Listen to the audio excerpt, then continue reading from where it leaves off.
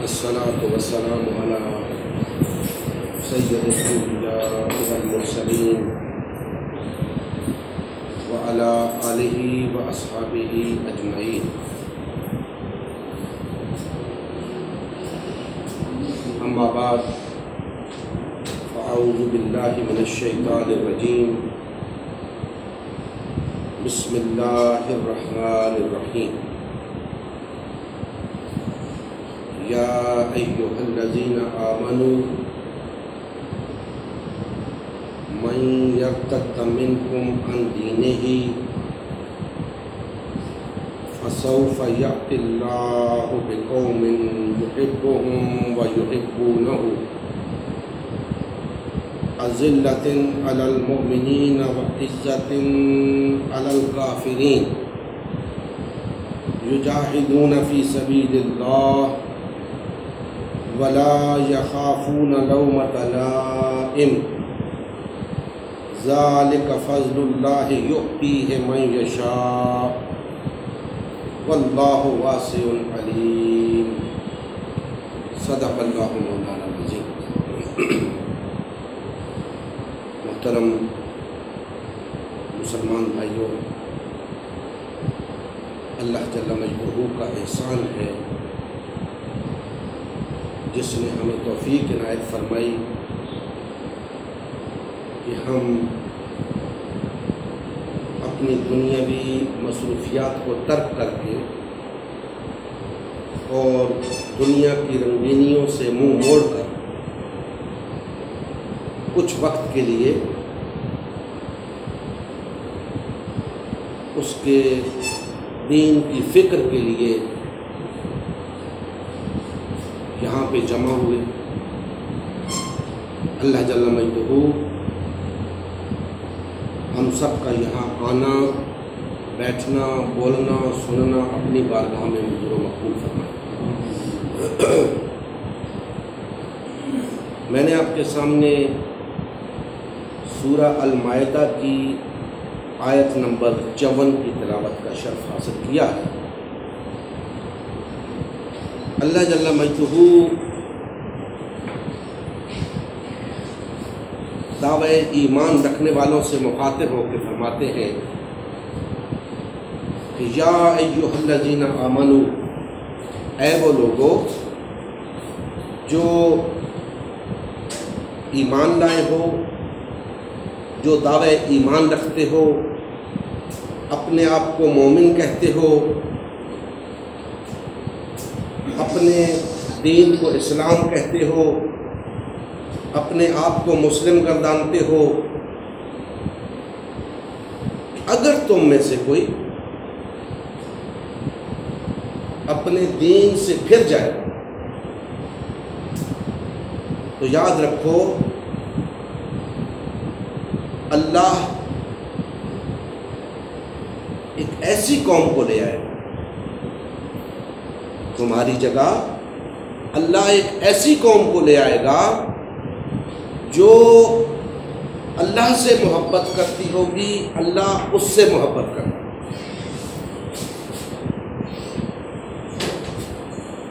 اس قوم کے لوگ اللہ سے محبت کرنے والے ہوں گے، اللہ ان سے محبت کرے گا، اور وہ لوگ مومنوں پر نرم ہوں گے، کفار پر سخت ہوں گے، اور اللہ کی راہ میں جہاد کریں گے، اور کسی ملامت کرنے والے کی ملامت سے ڈریں گے نہیں. پھر فرمایا یہ اللہ کا فضل ہے، اللہ جسے چاہتا ہے عطا کرتا ہے، اور اللہ بہت وسعت والا اور علم والا ہے. دوستان محترم، آج کی اس گفتگو کے اندر اس آیہ مبارکہ کی روشنی میں دو تین باتیں آپ بھائیوں کے گوش گزار کرنا چاہوں گا، اور امید کرتا ہوں کہ اس تھوڑے سے وقت میں جو بات آپ بھائیوں سے کی جائے اسے ہمتن گوش ہو کر سنیں۔ سب سے پہلی بات پیش نظر رکھنے کی ہے کہ خطاب اہل ایمان سے ہے، اور اہل ایمان بھی آج کے دور کے نہیں، نبی کریم صلی اللہ علیہ وآلہ وسلم کے عہد مبارک کے اہل ایمان کو خطاب فرمایا جا رہا ہے۔ اور بظاہر اس میں یوں لگتا ہے کہ شاید ایک شخص کو کہا جا رہا ہے کہ اگر تم میں سے کوئی شخص دین سے پھر جائے گا، حالانکہ ایسا نہیں، بلکہ پوری کی پوری جماعت کو مخاطب فرما کے اللہ جل مجدہ فرما رہے ہیں کہ یا ایھا الذین آمنو، اے ایمان والو، اگر تم اپنے دین سے پھر جاؤ گے تو تمہاری جگہ میں ایک اور قوم کو لے آؤں گا۔ ایک شخص کی جگہ کسی قوم کو لانے کی ضرورت نہیں ہے۔ اگر سب کے سب تم پھر جاؤ گے تو میں پھر ایک قوم لے آؤں گا تمہاری جگہ پہ، جو مجھ سے محبت کرے گی اور میں اس سے محبت کروں گا۔ اب دوستان محترم، عرض یہ کرنا چاہتا ہوں کہ یہاں انفرادی ارتداد کی بات نہیں ہو رہی، اجتماعی ارتداد کی بات ہے۔ یعنی جب مسلمان اجتماعی طور پہ دین سے منحرف ہو جائیں ان کے لیے یہ فرمان نازل ہے۔ اب سب سے پہلے تو ہمیں دیکھنا یہ ہے کہ یہ ارتداد کیا ہے اور وہ دین کیا ہے جس سے منحرف ہونا ہے۔ یاد رکھیں کہ دین اسلام اس روئے زمین کا واحد دین ہے جو اللہ کا عطا کرتا ہے، جو ہر نقص سے پاک ہے، اور واحد دین ہے جو اللہ کے ہاں قابل قبول ہے۔ اللہ جل مجدہ نے فرمایا ہے کہ اس دین کے سوا کسی شخص کا کوئی دین قبول نہیں کیا جائے۔ حالانکہ اس روئے زمین کے اوپر انسانوں کے ہاں بہت سے ادیان موجود ہیں، لوگوں نے بہت سارے دین اپنا رکھے ہیں، وہ دین ان سے قبول نہیں کیے جائیں گے اگر وہ اسلام کے علاوہ ہوں۔ دوستان محترم، اب وہ دین ہمیں اس روئے زمین پہ نظر آنے چاہیے، ہمیں پتہ چلنا چاہیے کہ وہ کون سے دین ہیں جنہیں ہم نے اپنانا نہیں،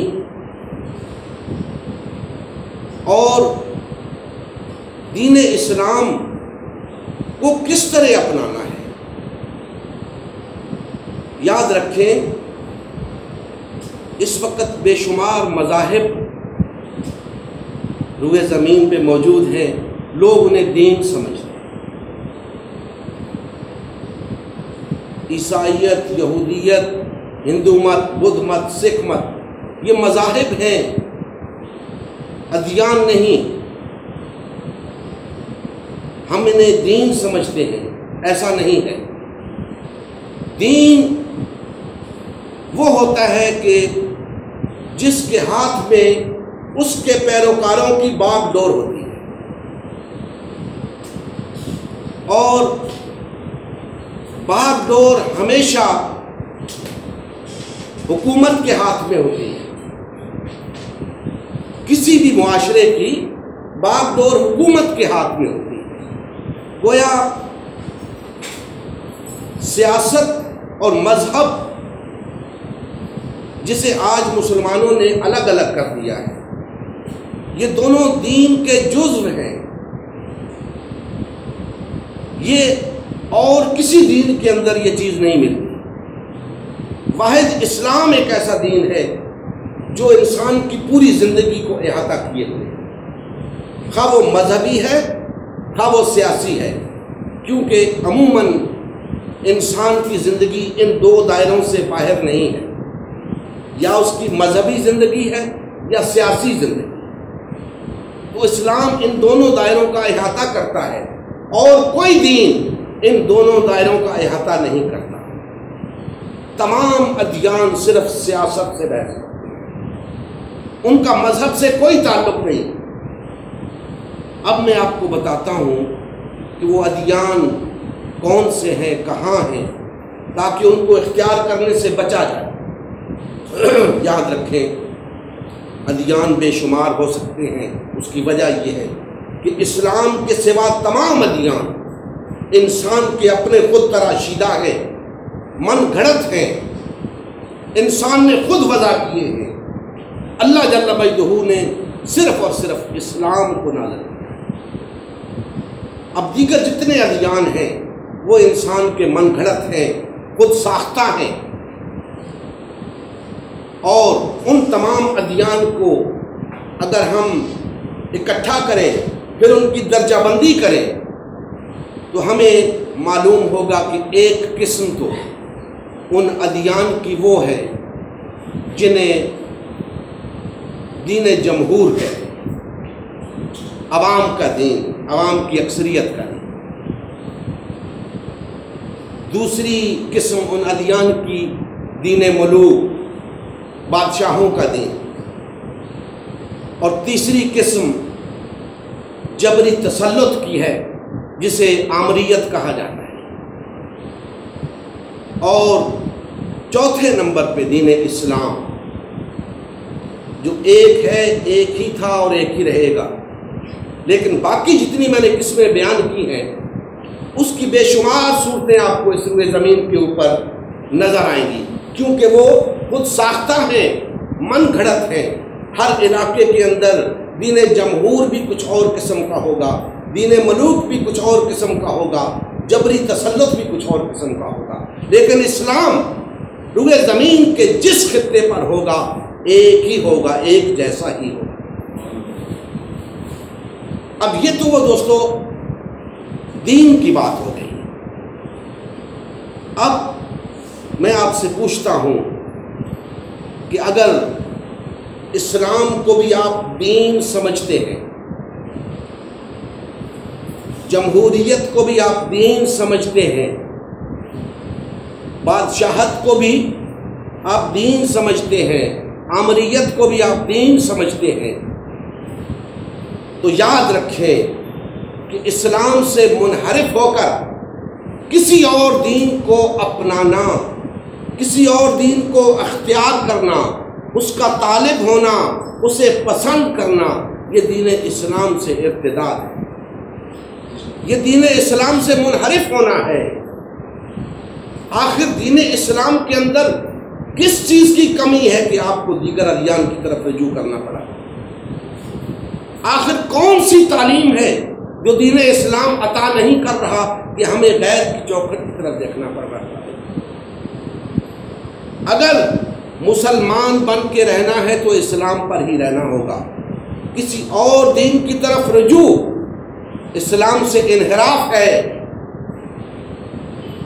اسی چیز کو اس آیہ مبارکہ کے اندر اللہ جل مجدہ نے بیان فرمایا ہے کہ اگر تم دین اسلام سے پھر جاؤ گے تو پھر جاؤ، اللہ تمہاری جگہ ایک ایسی قوم لے آئے گا جو اللہ سے محبت رکھتی ہوگی، اللہ اس سے محبت رکھتا ہوگا، جو آپس میں نرم ہوں گے، کفار پر سخت ہوں گے، جو اللہ کی راہ میں جہاد کریں گے اور کسی ملامت کرنے والے کی ملامت سے نہیں ڈریں گے۔ اور پھر یہ اللہ کا خاص فضل ہوگا، وہ جسے چاہے عطا کرے۔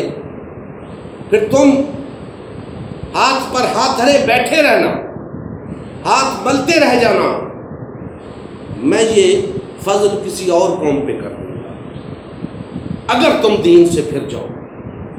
دوستان محترم، یہ 4 علامات اللہ جل مجدہ نے ایک مومن کی بیان فرمائی ہے۔ جب تک یہ 4 علامات ہمارے اندر موجود رہیں گی ہم دین پر قائم ہیں، جب یہ علامات ہمارے اندر نہیں رہیں گی صاف سی بات ہے کہ ہم دین سے منحرف ہیں، ہم ارتداد کا شکار ہو گئے، پھر دین کو ہماری ضرورت نہیں، پھر اللہ کو ہماری ضرورت نہیں۔ اگر ہم نے یہ 4 کام کرنے ہیں اور اگر ہم یہ 4 کام کرتے ہیں تب تو ہم اپنے آپ کو دائرہ اسلام میں سمجھیں، دائرہ ایمان میں سمجھیں۔ بصورت دیگر ہمیں کوئی حق نہیں پہنچتا کہ ہم اپنے آپ کو مومن کہیں، مسلم کہیں۔ وہ کیا 4 علامات ہیں دوستان محترم کہ ہم اللہ سے محبت کریں، اللہ ہم سے محبت کرے، اور اس محبت کی علامات اللہ جل مجدہ نے خود آگے بیان فرما دی ہے کہ اگر تم مجھ سے محبت رکھتے ہوگے تو پتہ چل جائے گا، اس کی علامت یہ ہوگی کہ تم آپس میں بہت نرم دل ہوگے، ایک دوسرے کے ساتھ نرمی کے ساتھ پیش آؤگے، تمہاری زبانیں اپنے بھائیوں کے اوپر نہیں چلیں گی، تمہارے ہاتھ اپنے بھائیوں کے اوپر نہیں چلیں گے، تمہاری طاقت اپنے بھائیوں کے اوپر نہیں چلے گی، تمہاری تلوار اپنے بھائیوں کے اوپر نہیں چلے گی، آپس میں تم نرم ہوگے اور کفار کے مقابلے میں سخت ہوگے۔ اس کا مطلب یہ نہیں کہ اٹھ کے کفار کو قتل کرنا شروع کر دیں گے، نہیں، کفار کے مقابلے میں سخت ہونے کا مطلب یہ ہے کہ آپ اپنے دین پر اس طرح جمے ہوئے ہوں گے کہ کفار جتنی چاہیں کوشش کریں آپ کو اپنے دین سے پھیر نہ سکیں۔ آپ اپنے دین پر اس طرح کاربند ہوں گے کہ کفار کی تمام کوشش کے باوجود، تمام ثقافتی یلغار کے باوجود آپ اپنے دین پر ڈٹے رہیں گے۔ آپ اکیلے بھی ہوں گے، پوری دنیا کے کفار مل کر بھی آپ کو دین حق سے ہٹا نہ سکے۔ یہ ہے کفار کے مقابلے میں سخت ہونا۔ اور پھر تیسری چیز بیان فرمائی کہ اللہ کی راہ میں جہاد کریں۔ دوستان محترم، یہ جہاد میں پہلے بھی ایک گفتگو میں عرض کر چکا ہوں کہ جس دن کوئی شخص دائرہ اسلام میں داخل ہوتا ہے جہاد فی سبیل اللہ کا آغاز کر لیتا ہے، اس دن سے وہ جہاد فی سبیل اللہ کا آغاز کر دیتا ہے۔ اب وہ اس دعوت کو لے کر آگے چلتا ہے، دوسرے لوگوں تک پہنچاتا ہے، اسے جو تکالیف اٹھانی پڑتی ہیں، جو قربانیاں دینی پڑتی ہیں، جو مال خرچ کرنا پڑتا ہے، جو صلاحیتیں صرف کرنی پڑتی ہیں، جو توانائیاں وہ اس راہ میں لگاتا ہے، یہ سب جہاد فی سبیل اللہ ہے۔ اور اس جہاد کی آخری سٹیج وہ آتی ہے جب وہ شخص اسی جد و جہد میں اپنی جان اللہ کی بارگاہ میں قربان کرتا ہے، خواہ وہ میدان جنگ ہو، خواہ وہ دشمنان دین اس کو قتل کر دیں، کسی اور طرح سے وہ اپنی جان اللہ کی راہ میں قربان کر دے، یہ جہاد کی اعلیٰ ترین شکل۔ تو گویا ہر شخص پر ہر لمحے جہاد فی سبیل اللہ فرض ہے۔ جس دن سے وہ دائرہ اسلام میں داخل ہوا اس دن سے اس کے اوپر یہ فرض عائد ہو گیا کہ اب وہ جس دین کو اس نے قبول کیا ہے اس کے غلبے کے لیے جد و جہد کا آغاز کر دے۔ دوستان محترم، آج ہم 1.5-2 ارب کے قریب اس روئے زمین کے اوپر بسنے والے مسلمان، نام کے مسلمان، دعوی ایمان رکھنے والے مسلمان، اگر ہم میں سے ہر شخص آج سے، مسلمان تو وہ جانے کب سے ہوا نہیں معلوم، اللہ اس سے پوچھے گا بتا کب مسلمان ہوا تھا، وہ اللہ کی بارگاہ میں بتائے گا۔ میں یہ کہہ رہا ہوں کہ آج سے اگر وہ جہاد فی سبیل اللہ کا آغاز کر دے، چند دنوں کی بات ہے، اسلام روئے زمین کے اوپر غالب آ جائے گا، مسلمان اقوام عالم کی امامت کرنے والے بن جائیں گے۔ شرط یہ ہے کہ وہ اپنا یہ فرض منصبی ادا کرنے کے لیے اٹھ کھڑا ہو، آج سے جہاد فی سبیل اللہ کا آغاز کرے۔ اور وہ کیا ہے جہاد فی سبیل اللہ؟ کیا ہے؟ تمام کلمہ گو اکٹھے ہو جاؤ، وحدت اختیار کرو، طاقت پکڑو، متحد ہو جاؤ، باطل کے سامنے ڈٹ جاؤ، طاغوتی طاقتوں کے سامنے ڈٹ جاؤ، اللہ کے دین کے غلبے کے لیے، جسے تم نے بطور دین قبول کیا ہے، اس کے غلبے کے لیے جد و جہد کرو، اس کے نفاذ کے لیے، اس کے قیام کے لیے جد و جہد کرو۔ افسوس کہ آج ہم اللہ کے دین کو ایک طرف رکھ کر باطل ادیان کے غلبے کے لیے جد و جہد کر رہے ہیں، اور اس میں بڑے خوش ہیں، دین جمہور کو پروموٹ کر رہے ہیں۔ ہم دین جمہور کے غلبے کے لیے جد و جہد کر رہے ہیں، اللہ کے دین کے لیے نہیں۔ حالانکہ ذمہ داری ہماری یہ تھی کہ ہم اللہ کے دین کے غلبے کے لیے جد و جہد کریں، ہم غیر اللہ کے دین کے لیے جد و جہد کر رہے ہیں۔ اور ہم سے پوچھا جائے گا کہ بتاؤ، تم کہتے تو یہ تھے کہ تمہارا دین اسلام ہے، کیا اسلام کے غلبے کے لیے تم نے کچھ کیا؟ تو ہمارا جواب کیا ہوگا؟ کچھ نہیں۔ دوستان محترم، یہ دنیاوی زندگی بہت مختصر ہے۔ آج جن جماعتوں کے ساتھ، جن پارٹیوں کے ساتھ ہم لگے ہوئے ہیں، یقین جانیے ان میں سے کوئی پارٹی، کوئی جماعت آخرت میں آپ کا ساتھ نہیں دے گی۔ آخرت میں صرف اور صرف اللہ کی جماعت آپ کا ساتھ دے گی۔ جب آپ سب ایک جماعت ہوں گے، اللہ اور اس کے رسول کی جماعت، اللہ کی اپنی جماعت ہوں گے، اللہ کے رسول کی جماعت ہوں گے، ہم جیسے کسی شخص کی جماعت نہیں، کسی مولوی صاحب کی نہیں، کسی پیر صاحب کی نہیں، کسی سیاسی لیڈر کی نہیں، صرف اللہ اور اس کے رسول کی جماعت۔ وہ کب بنے گی؟ جب ہم سب اپنے میں سے کسی کو رب نہیں بنائیں گے۔ قرآن مجید کے الفاظ کہ ہم اپنے میں سے کسی کو رب نہیں بنائیں گے، تب وہ جماعت بنے گی۔ جب ہم نے اپنے میں سے رب کھڑے کر لیے، پھر وہ جماعت قائم نہیں رہے۔ ہم اس جماعت کی تشکیل نو کرنا چاہتے ہیں۔ ہر کلمہ گو بھائی کو یہ باور کرانا چاہتے ہیں کہ بھائیو، اس وقت یہ جتنی مذہبی اور سیاسی جماعتیں موجود ہیں، یاد رکھو یہ سب تمہاری وحدت کی قاتل ہیں، یہ تمہیں کبھی اکٹھا نہیں ہونے دیں گے۔ آپ سمجھتی ہو نا کہ یہ اوپر سے ہمارے لیڈر اکٹھے ہو جائیں؟ ہرگز نہیں۔ ان کی دکانداری ختم ہوتی ہے، ان کے مفادات کو زد پہنچتی ہے، وہ کبھی اکٹھے نہیں ہوں گے۔ ان کی دال روٹی اسی سے چل رہی ہے۔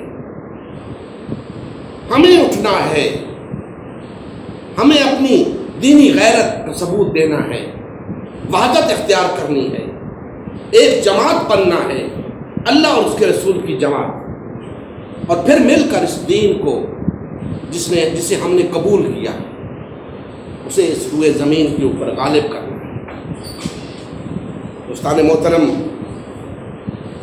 اس جد و جہد کے دوران جو پہلے دن سے شروع ہوتی ہے، جب کوئی شخص دائرہ اسلام میں داخل ہوتا ہے تو جہاد فی سبیل اللہ کا آغاز کر دیتا ہے، اس دعوت کو بیان کرتے ہوئے آگے بڑھتا ہے، دوسرے لوگوں تک اس دعوت کو پہنچاتا ہے، تکالیف اٹھاتا ہے، مسائل جھیلتا ہے، قربانیاں دیتا ہے، مال خرچ کرتا ہے۔ اس سارے سفر کے دوران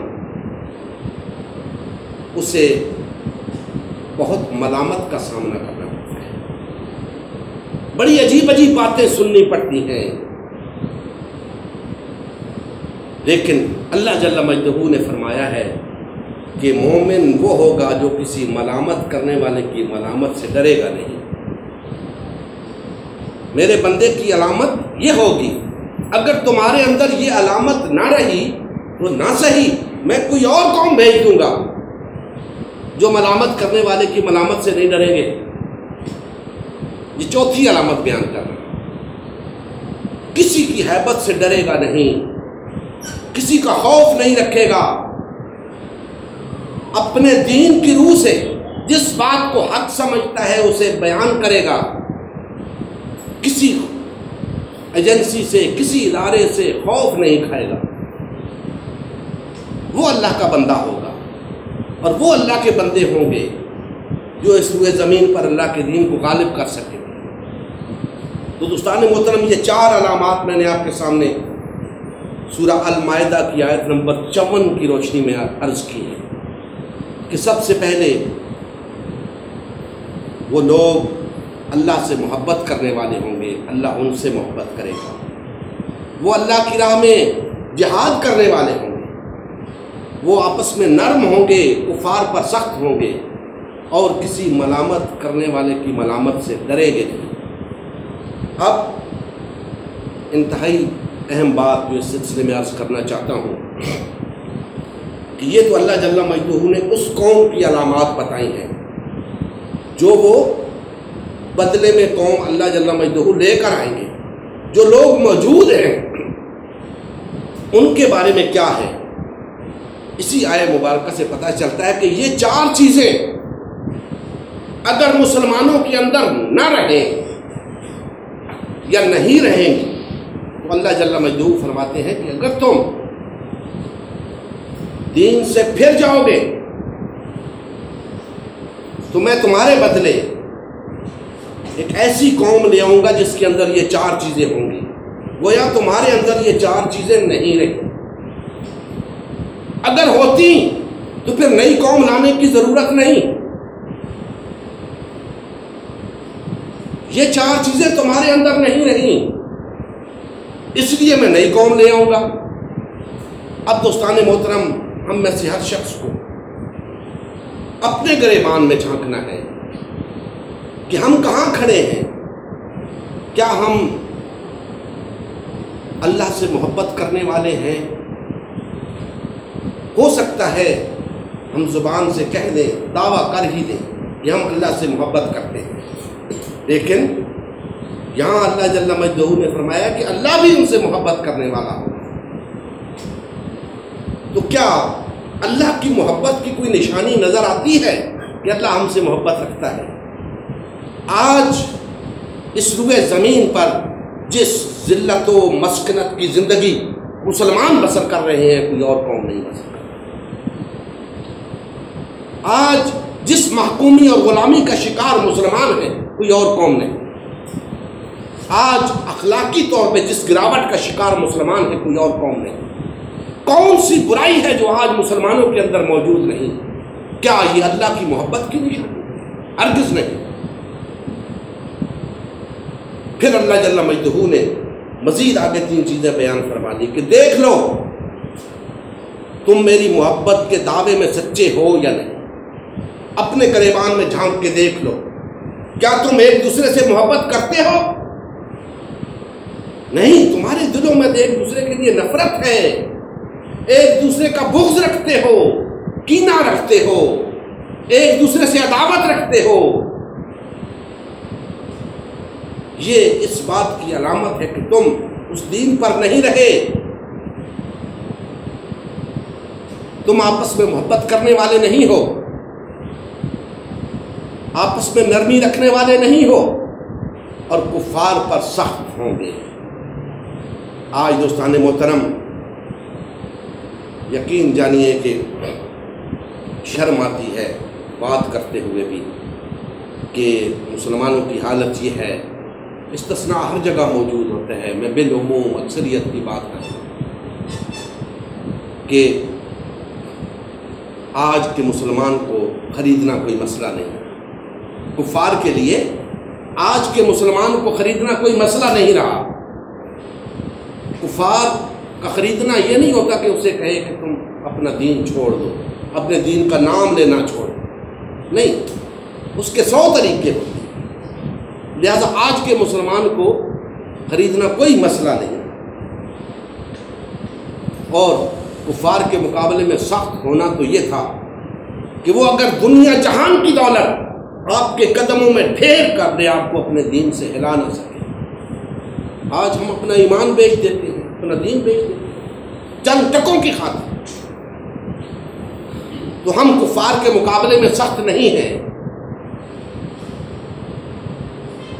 اور اسی طرح دوستان محترم، اگلی شک میں فرمایا کہ وہ کسی ملامت کرنے والے کی ملامت سے ڈریں گے نہیں۔ آج ہمیں دین کی بات کرتے ہوئے شرم آتی ہے، ہم جھجکتے ہیں، ہمیں ڈر لگتا ہے، ہمیں اٹھا کر لے جائیں گے، دین کی بات کریں گے تو اٹھا کر لے جائیں گے، بھئی کہاں لے جائیں گے؟ مار دیں گے تو مر کے وہیں جانا ہے اللہ کی بارگاہ میں، کامیاب ہو جاؤ گے، ڈرتے کس بات سے ہو؟ موت تو وہ ہے جس نے آنا ہے، تم ڈرو یا نہ ڈرو۔ اور یہ جو خوف کھاتے ہو تم اپنے جیسے انسانوں سے، اس کا مطلب ہے اللہ کا ڈر نہیں رکھتے تم، اللہ کا خوف نہیں رکھتے تم۔ اگر تم اللہ کا خوف رکھتے ہوتے تمہیں کسی شے کا خوف نہ ہوتا،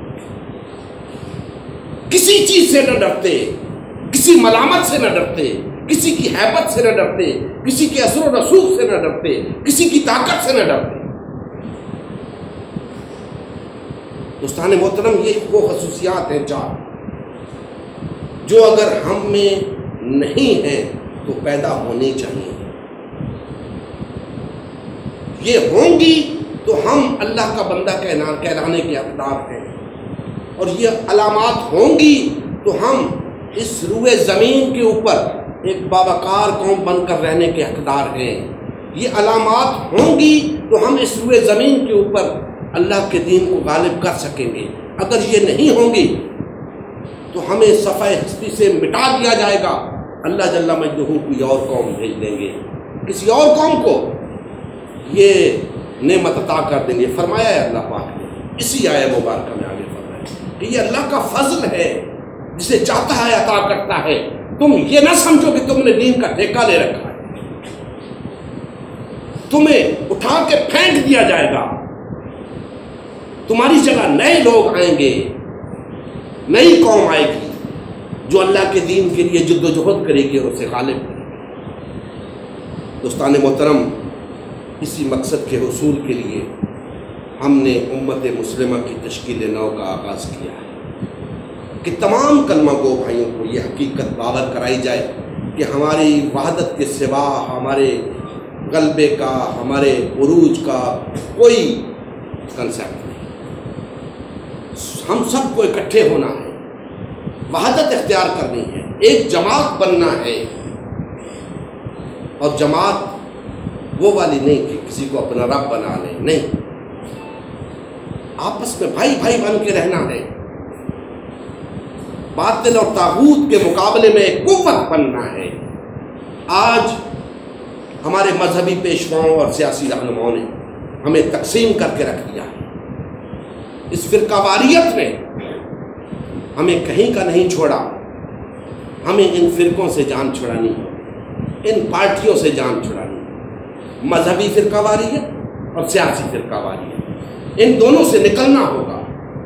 دوستان محترم، بے شک آپ کو بڑی محبت ہوگی کسی سیاسی جماعت سے، کسی سیاسی لیڈر سے، کسی مذہبی پیشوا سے، لیکن یاد رکھیں کوئی محبت دنیا کی اللہ اور اس کے رسول کی محبت سے بڑھ کر نہیں ہونی چاہیے۔ اگر تم نے کسی مذہبی پیشوا یا کسی سیاسی رہنما کی محبت کو اللہ اور اس کے رسول کی محبت پر غالب کر لیا ہے، سمجھ لو تمہارا دین سے کوئی تعلق نہیں۔ اللہ اور اس کے رسول کو ہر شے پہ ترجیح دو، اللہ اور اس کے رسول کی محبت کو ہر شے پر ترجیح دو۔ یہ محبتیں فانی ہیں، یہ عارضی محبتیں ہیں جو تم نے پکڑ رکھی ہیں، انہیں چھوڑ دو، اللہ اور اس کے رسول کی خاطر اکٹھے ہو جاؤ، بھائی بھائی بن جاؤ، وحدت اختیار کر لو۔ اللہ جل مجدہ کے وہ تمام وعدے تم سے پورے ہوں گے جو اس نے کیے، سب وعدے پورے ہوں گے۔ قرآن مجید اللہ کے وعدوں سے بھرا پڑا ہے، وہ سب وعدے پورے ہوں گے، شرط یہ ہے کہ ہم اس کے بندے بن جائیں جیسے وہ چاہتا ہے۔